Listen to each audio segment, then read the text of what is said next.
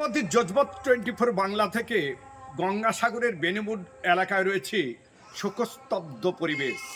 আমার পিছনে যে বাড়িটি, এটা অর্চনা গোলদার। কে এই অর্চনা গোলদার?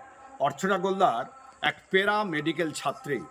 সে ছিল বাংলাদেশ থেকে ছাত্রী। প্রায় 30 বছর আগে পরিবারের লোকজন, এলাকার লোকের সঙ্গে গঙ্গাসাগরে এসেছিলেন তীর্থ করবেন পরিবারের সঙ্গে। আর সেই যা থেকে যাওয়া, কারণ পরিবারের লোক তাকে ছেড়ে চলে গেছিল কিংবা সে খুঁজে পায়নি। তারপরেই কিন্তু কপিলমুনির পাদদেশে সেই বেনুবন এলাকায় সে বসবাস শুরু করে। আর সেখান থেকে মানুষের সেবা করা, কপিলমুনির কাছে আসা, বিভিন্ন মানুষের পাশে দাঁড়ানোর কাজ করে যাচ্ছিলেন।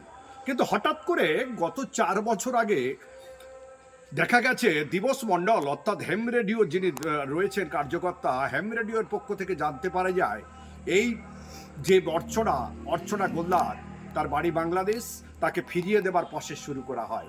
যোগাযোগ করা হয় অর্চনা গোলদারের দাদার সঙ্গে, যিনি পেশায় পোস্টমাস্টার। কিন্তু আইনি বাধা এমন একটা বাধার সৃষ্টি করে।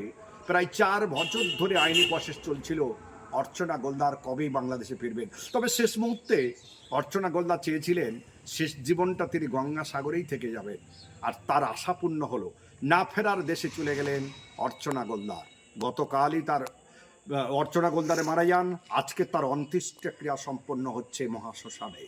শোকস্তব্ধ পরিবেশ, সম্পূর্ণ বাড়ি বন্ধ। এলাকার মানুষ চোখের জলে তাকে বিদায় দিলেন। এই অর্চনা গোলদার মানুষের সেবায় গঙ্গাসাগরে দিনের পর দিন থেকেছেন। দক্ষিণ 24 পরগনা গোপাল চিলের রিপোর্ট, জজবাত 24 বাংলা।